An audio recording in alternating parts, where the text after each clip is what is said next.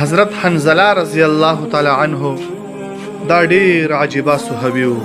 د الله دین دی پر ډیر قرباني کړې دي. د دې واده اول شپه وه، په خپلو سونو سره بیبي ورته ناسته وه.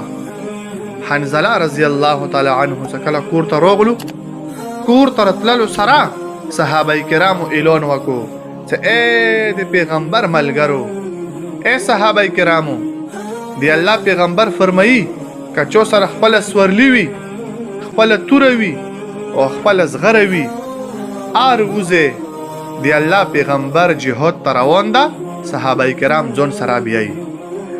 حنزله رضی الله تعالی عنه چې کله دا اعلان واورېدلو ډېر حیران شولو.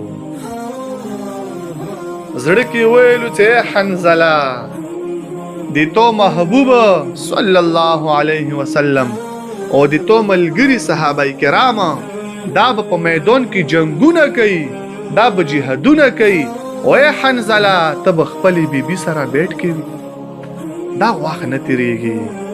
زه به خپلې بیبي سره خوبونه کوم او د ما پیغمبر به په میدان کې جهادونه کوي.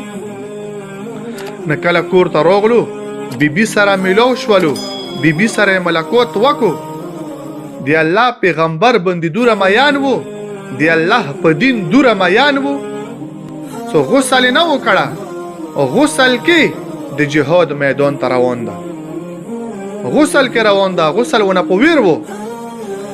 حنزله رضی الله تعالی عنه ته بیبي یې چې ای حنزله چېرته روانې؟ چې بیبي زه د الله په لارې کې جهاد ته روان یم، ما محبوب او د ما ملګري میدان ته رسېدلي دي، جهاد کوي، زه ورپسې څه چې د الله په لارې کې جهاد وکړم.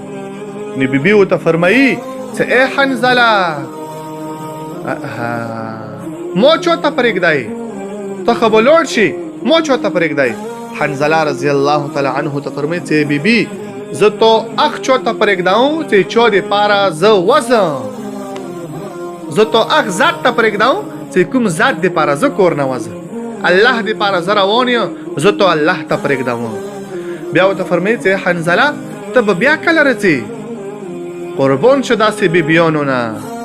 حنزله رضی الله تعالی عنه ته فرمایي چې بیبي زه به بیا تو سره د قیامت په ورځ میلاویږم، زه به بیا تو سره د قیامت په ورځ میلاویږم. بیا راتلل نشته، زه د الله محبوب ته روان یم، زه به بیا واپس نه رسم، زه به د الله په لارې کې وینه تلم.